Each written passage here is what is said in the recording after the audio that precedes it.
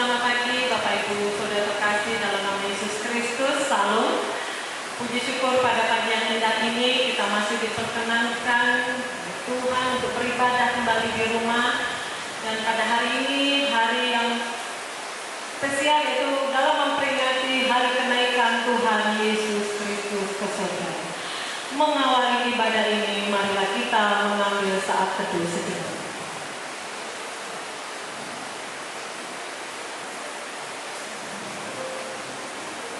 Memasuki ibadah ini, marilah kita memuji nama Tuhan dengan menyanyikan Kidung Jemaat nomor 242, baik yang pertama dan ketiga.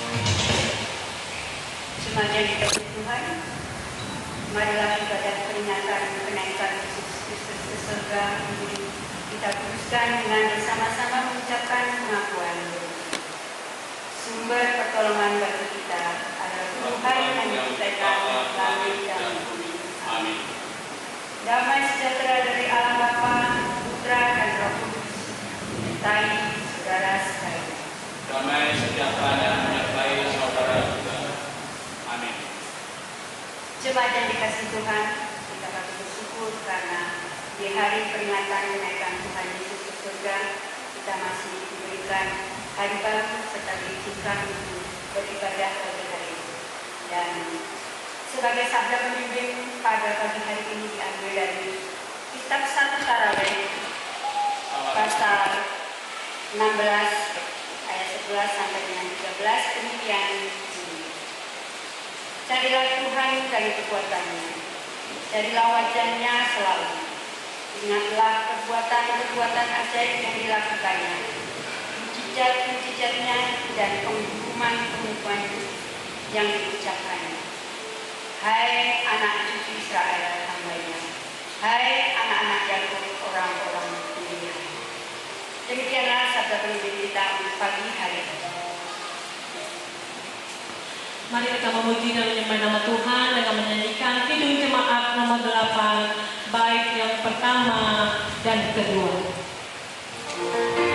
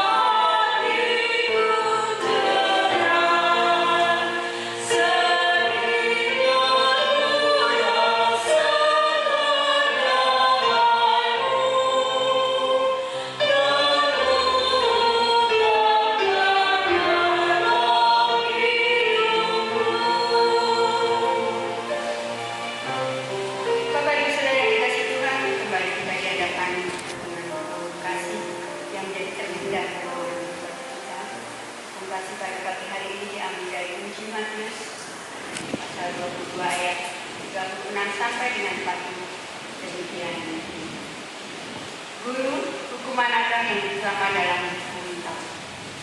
Jawab Yesus kepadanya, "Kasihilah Tuhan Allahmu dengan segenap hatimu dan dengan segenap jiwamu dan dengan segenap akalmu. Itulah hukum yang terutama dan yang pertama. Dan hukum yang kedua yang sama dengan itu ialah, kasihilah sesama manusia seperti dirimu sendiri.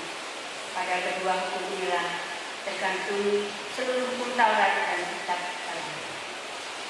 Setiap kali kita mendengarkan hukum Tuhan, kita selalu tidak mampu melakukannya dengan baik. Untuk itu mari kita menyesali dosa-dosa kita serta memohon pengampunan. Mari kita menyesali dan memohon pengampunan dari Tuhan dengan menyanyikan Kidung Jemaat nomor 362, bait yang pertama dan kedua.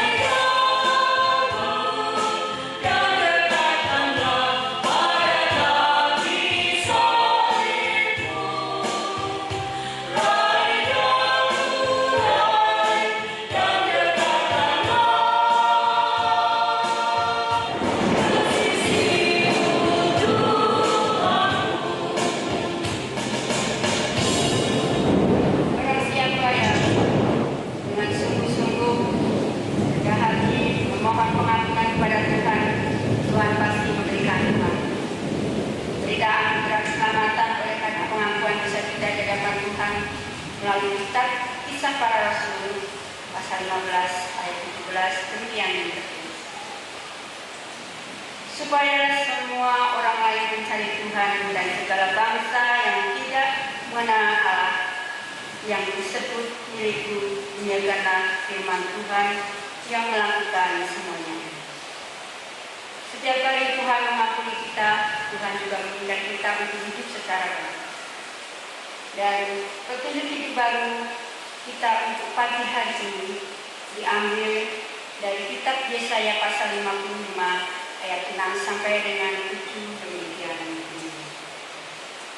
Carilah Tuhan selama Ia berkenan ditemui. Serukanlah kepadanya selama Ia dekat. Baiklah orang fasik meninggalkan jalannya dan orang jahat meninggalkan rancangannya. Baiklah ia kembali kepada Tuhan, maka Dia akan mengasihinya dan kepada Allah, sebab Ia memberi pengampunan dengan limpah. Demikianlah sabda penginjil, demikianlah berita anugerah dan petunjuk hidup baru bagi kita. Bagaimana tanggapan kita? Mari kita menuntut senantiasa hidup baru dalam kehidupan kita dengan memuji namanya melalui Kidung Jemaat nomor 53 baik yang pertama dan kedua.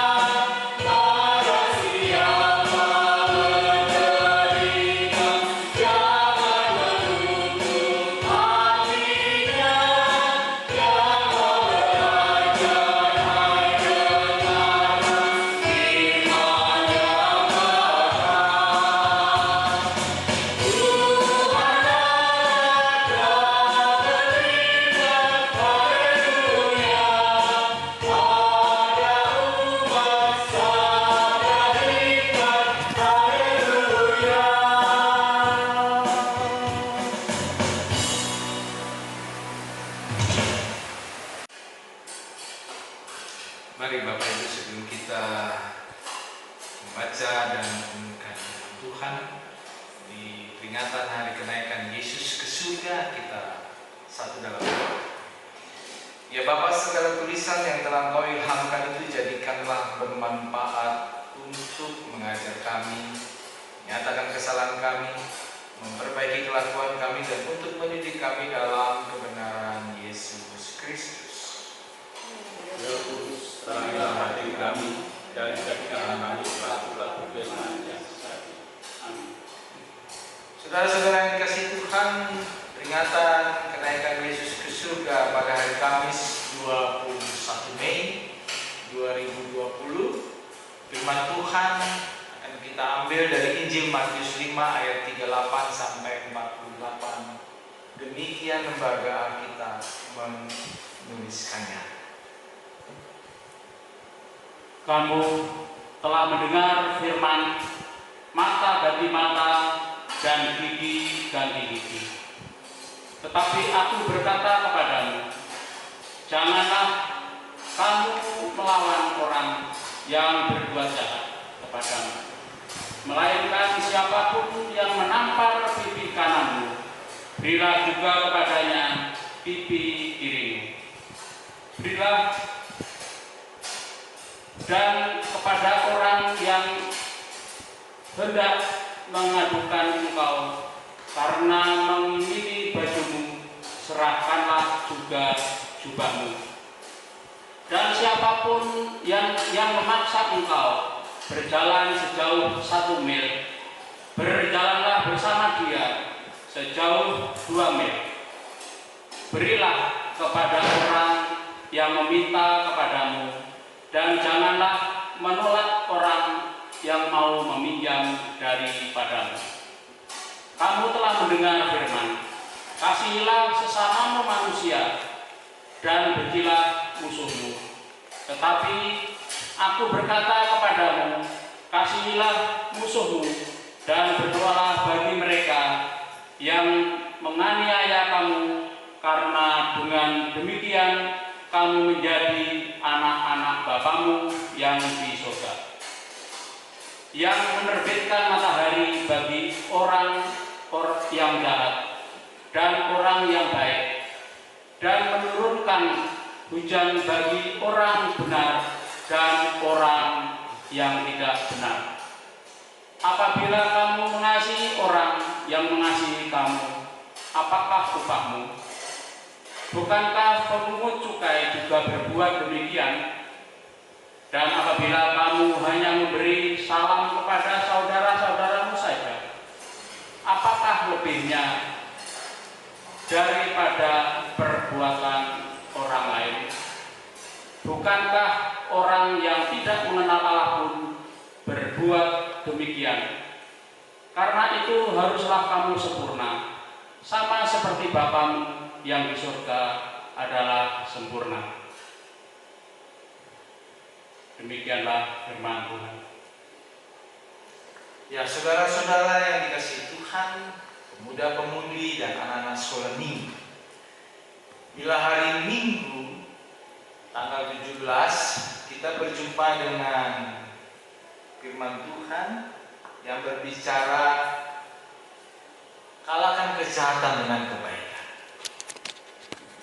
Ternyata pada peringatan hari kenaikan Yesus ke surga, kita berjumpa dan sepertinya teks ini dipersiapkan oleh Sinode GKSPS menyambung dari hari Minggu, yaitu kasihilah musuhmu. Persoalannya tidak mudah sebetulnya. Semua orang tentu setuju bahwa kita harus menahan keinginan untuk membalas dendam kepada orang yang melukai kita sesuai perbuatannya.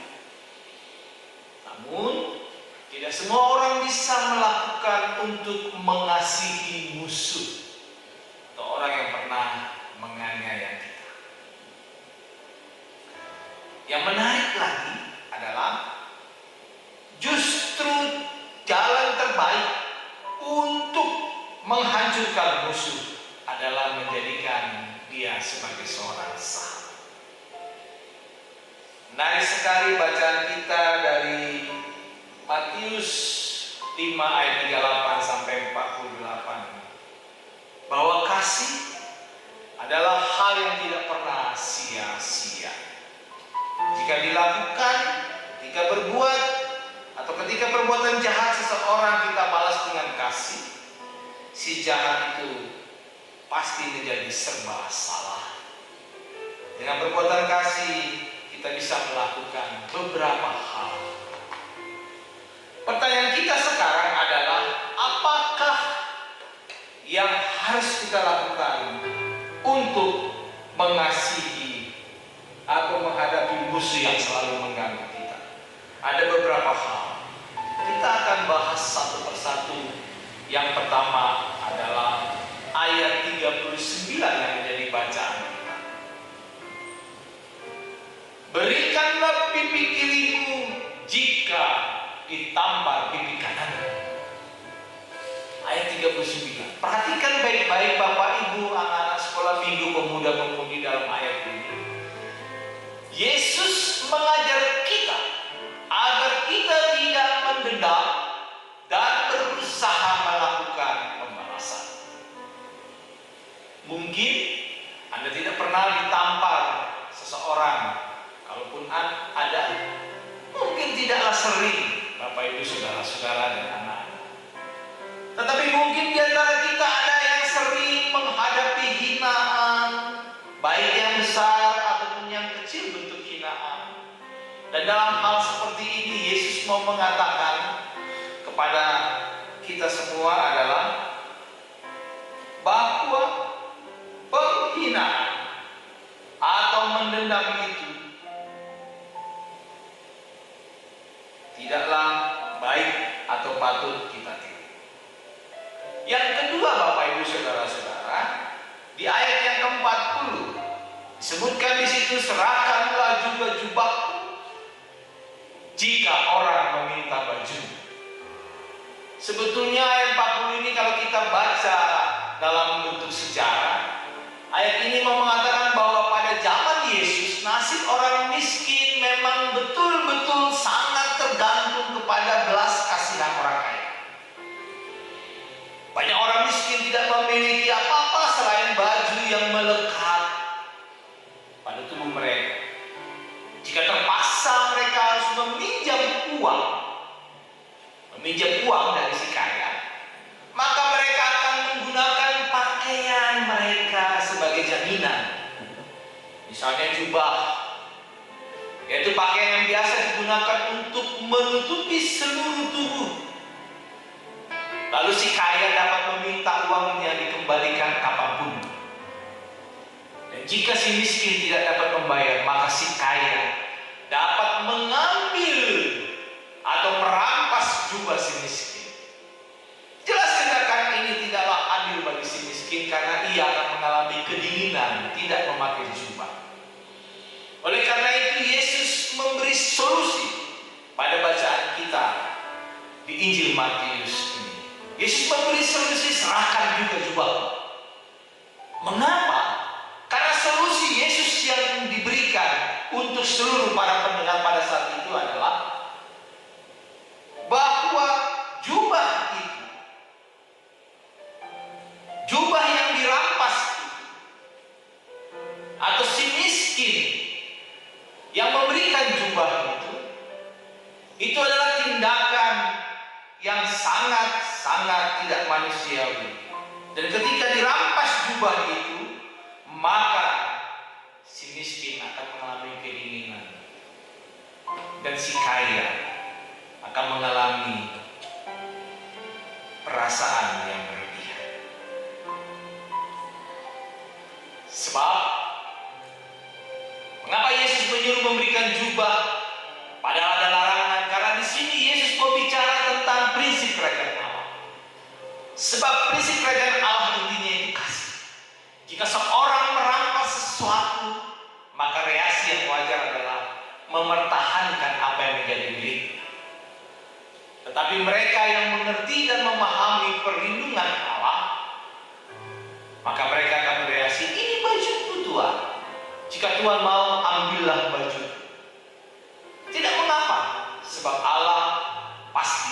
melindungiku dari kedinginan.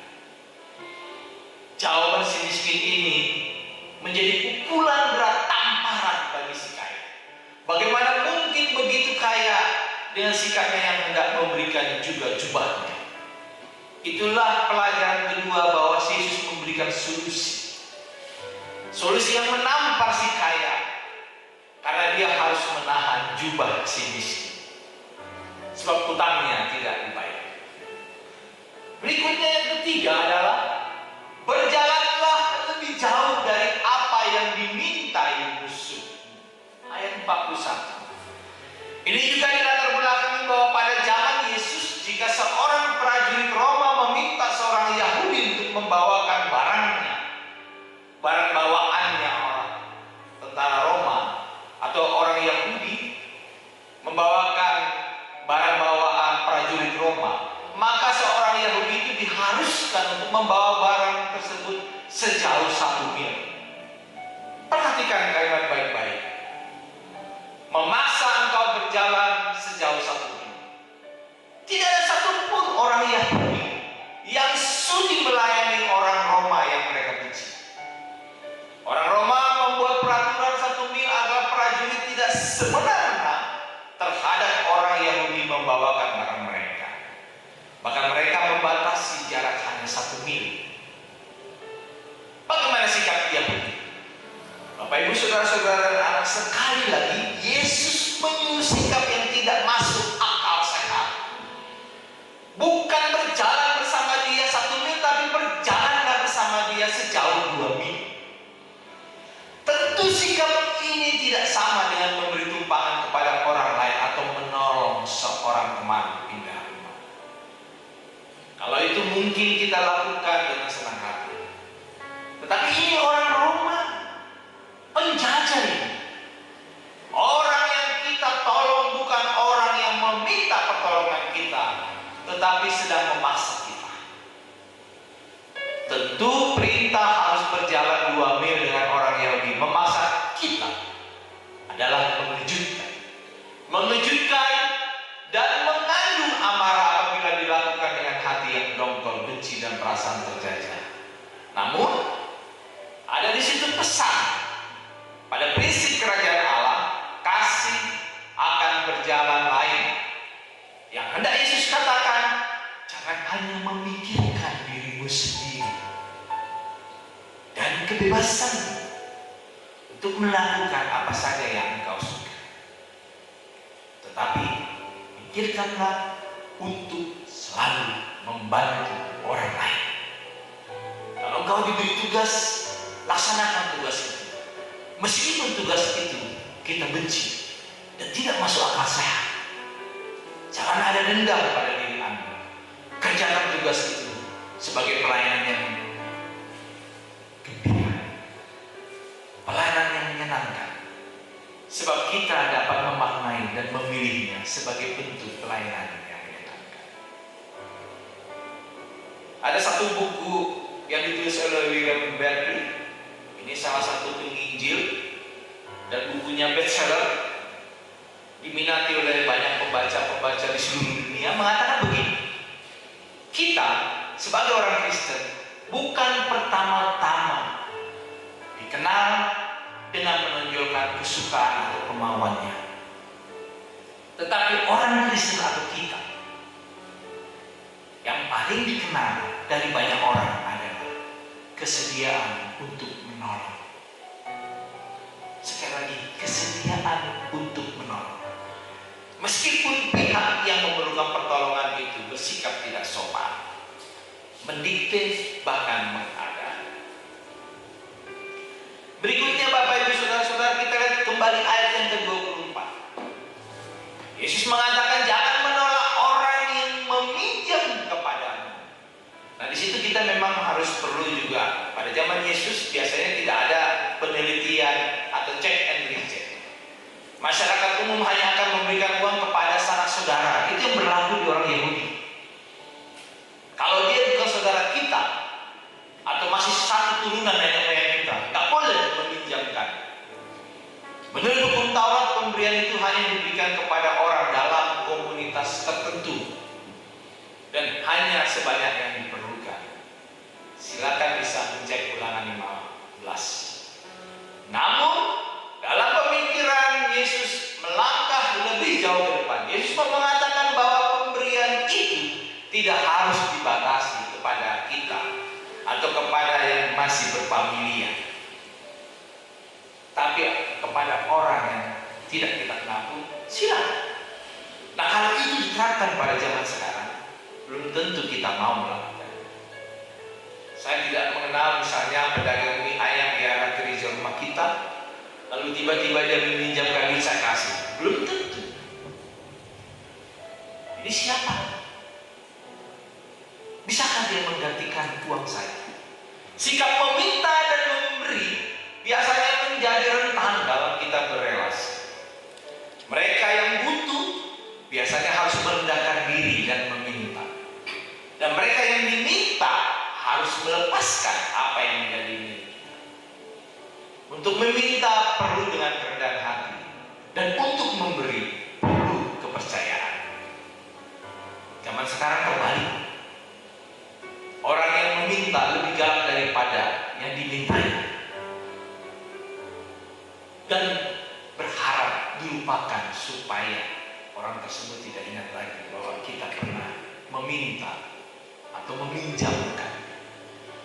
Bapak, Ibu, saudara-saudara dan anak-anak dan pemuda-pemudi, pemberian mestinya tidak boleh menjadikan orang yang membutuhkan itu kemudian menjadi rendah diri terhadap si pemberi, melainkan semata-mata untuk memberdayakan.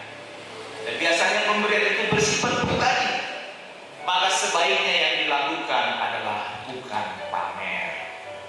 Ingat, semua yang kita berikan kepada orang lain pada hakikatnya sebetulnya bukan berasal dari diri kita. Ketika kita mampu memberi, itu berarti kita dipakai menjadi saluran berkat. Rezeki dan berkat adalah milik Tuhan, Bapak Ibu saudara-saudara. Kita harus amanatkan itu untuk membantu orang lain. Nah, pada bagian terakhir ayat 44 memberi pesan, dan ini menjadi kesulitan banyak orang. Kita harus coba berdoalah bagi musuh. Ayat 44 kelihatannya mengasihi musuh kita lebih banyak. Kelihatannya memang mengasihi musuh kita lebih banyak dan memberkati mereka sudah lebih dari cukup.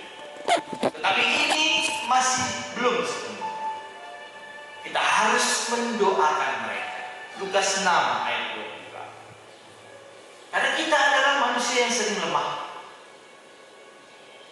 tergoda dengan dosa dan gemar melakukan dosa. Dan kadang-kadang kita bertindak sembrono, terpancing emosi, lalu meremehkan orang lain dan memandang mereka benci. Segala kelemahan itu akan menjurus kemungkinan persekutuan. Karena itu, dalam perayaan hari kenaikan Yesus ke surga, peringatan ini menjadi bagian panggilan kita. Kita harus mendoakan musuh-musuh kita tanpa diminta. Kita harus doakan. Kita harus dapat mengakui bahwa kita pun juga bersalah sehingga orang tersebut memusuhi kita. Mari salinglah mendoakan pada musuh kita untuk dapat berkenan kita hidup di mata Tuhan. Selamat merayakan hari kenaikan Yesus ke surga. Tuhan Yesus memberkati kita. Mari kita satu dalam doa. Kami bersyukur dan berterima kasih ya Tuhan, pada saat hari Kamis yang menjadi tanggal merah dan pemerintah mengakuinya sebagai hari kenaikan Yesus ke surga. Pada peringatan ini Tuhan, biarlah hidup kami boleh bersandar dari Injil Matius yang memberi satu landasan bahwa musuh-musuh kami itu perlu kami kasih dan mendoakan. Biarlah ketika kami mengasihi dan mendoakan musuh-musuh kami, boleh dapat dituntun dan ditopang oleh Tuhan, sehingga hidup kami bisa berkenan di hadapan. Ajari kami, didik kami dengan kuasa Roh Kudus-Mu supaya kami bisa mendoakan musuh-musuh kami dan mengasihi musuh-musuh kami dan memberkati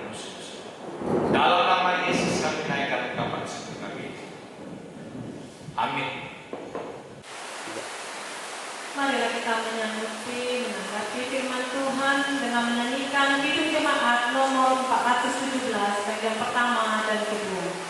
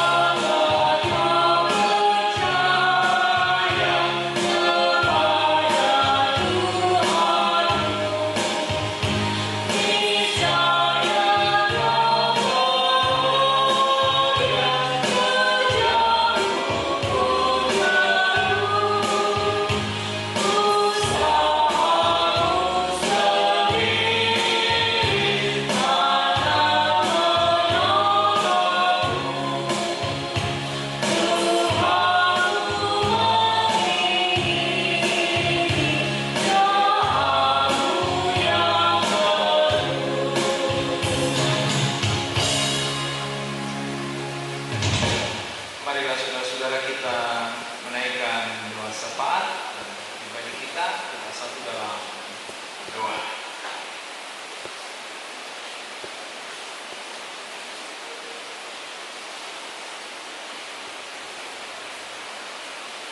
Bapa di surga, Bapa yang maha baik, ibadah peringatan hari kenaikan Yesus ke surga ini membawa seruan permohonan pribadi pasti bagi kami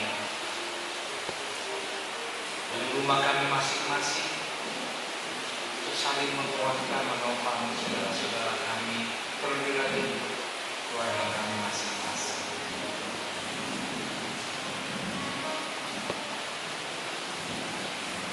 Kami mau berdoa ya Tuhan untuk kesehatan kami masing-masing.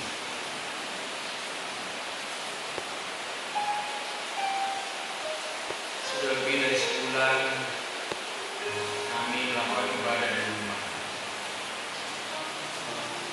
Keluarga kami, anak-anak kami, cucu kami, sanak saudara kami dalam keadaan sehat. Dan juga untuk seluruh jemaat Tuhan di Palmerah, kelompok medis maupun petani. Biarlah kami bisa mengatur dan menata hidup kami untuk tetap di rumah dan keluar sepenuhnya untuk melakukan aktivitas kehidupan sehari-hari, berbelanja ataupun juga memenuhi tugas dan panggilan kami masing-masing.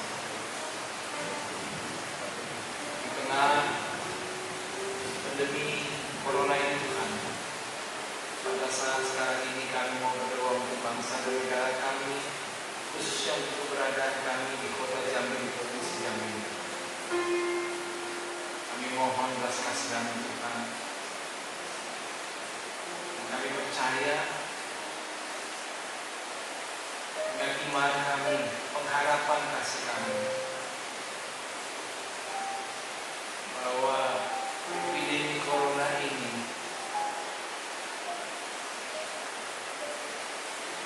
pasti berlalu dan perlu kesabaran, ketekunan untuk kami berserah penuh kepada-Mu. Untuk para medis, dokter, perawat, tugas kemanusiaan, tim gugus yang bekerja untuk menangani baik orang dalam pengawasan maupun penderita dalam proses pemulihan. mengalami epidemi corona ini. Biarlah hikmat-Mu menerangi hati pikiran hidup mereka, Tuhan. Dan mereka boleh mengikuti protokol proses pemberhentian penyebaran virus ini, Tuhan, dan pengobatan yang dilakukan. Juga bagi seluruh jemaat kami yang berada di kelompok maupun juga di Palmera ini, Tuhan. Kami juga boleh diberi semangat dengan kuasa Roh Kudus Tuhan untuk masing-masing mengambil bagian kami di tengah-tengah epidemi corona ini, Tuhan. Di tengah-tengah kesulitan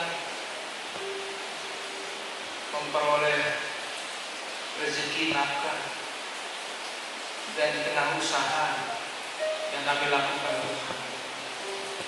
Berkatilah segala usaha daripada kami, terlebih lagi untuk memenuhi kebutuhan hidup kami sehari-hari. Untuk mereka yang sakit juga Tuhan pulihkan. Untuk mereka yang bergumul dengan iman kehidupan, pergumulan masing-masing yang tidak terurai, Tuhan topanglah kami masing-masing. Karena kami tahu dan percaya seperti firman Tuhan dalam Injil Matius, biarlah kami juga boleh mendoakan bukan saja kepada musuh tapi juga untuk orang lain. Masih banyak hal yang belum terurai, Tuhan. Sempurnakanlah seluruh rangkaian doa-doa kami yang kami alaskan hanya di dalam nama-Mu Tuhan Yesus Kristus, Juru Syafaat kami naikkan ungkapan syukur kami. Amin. Mari kita memberikan persembahan syukur kita atas persembahan dari Mazmur 34 ayat 3 sampai 5. Karena Tuhan jiwaku bermegah, biarlah orang-orang yang rendah hati mendengarnya dan bersukacita. Muliakanlah Tuhan bersama-sama dengan aku, marilah kita bersama-sama memasyurkan. Aku telah mencari Tuhan, lalu Ia menjawab aku dan melepaskan aku dari segala pertukaran. Demikianlah nas persembahan bagi kita hari ini. Kita nyanyikan Kidung Jemaat 426 sebagai nyanyian persembahan.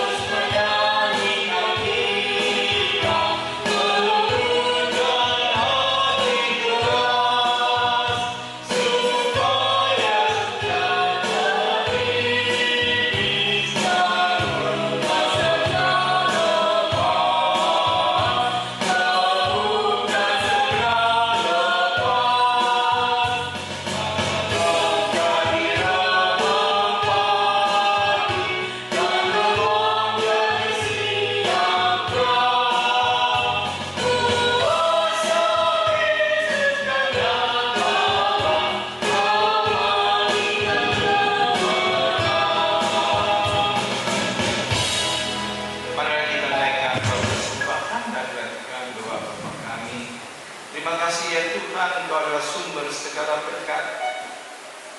Di sini kami memberikan persembahan syukur kami ini Tuhan. Di tengah-tengah ibadah kami di rumah kami masing-masing, bukalah hati dan pikiran kami Tuhan untuk mengenal betapa besar sumber segala berkat yang datang daripada-Mu. Biar persembahan syukur kami ini Tuhan bisa dapat dipakai untuk pelayanan kerajaan Tuhan di tengah-tengah dunia ini, dan khususnya pelayanan diakonia dan kasih tengah-tengah jemaat Tuhan di KSPS Pandangan Cahaya. Terpujilah nama-Mu Tuhan. Kami naikkan ungkapan syukur atas persembahan ini yang kami alaskan hanya dalam nama Tuhan Yesus Kristus yang mengajarkan kepada kami doa Bapa kami. Kita ucapkan bersama-sama. Bapa kami yang di surga, dikuduskanlah nama-Mu. Datanglah kerajaan-Mu, jadilah kehendak-Mu di bumi seperti di surga. Berilah kami pada hari ini makanan kami yang secukup, dan ampunilah kami akan kesalahan kami, seperti kami juga mengampuni orang yang bersalah kepada kami. Dan janganlah membawa kami ke dalam pencobaan, tetapi lepaskanlah kami daripada yang jahat, karena Engkau yang punya kerajaan dan kuasa dan kemuliaan sampai selama-lamanya. Amin. Bersama segala orang percaya di segala tempat, kita ucapkan pengakuan iman rasuli bersama-sama.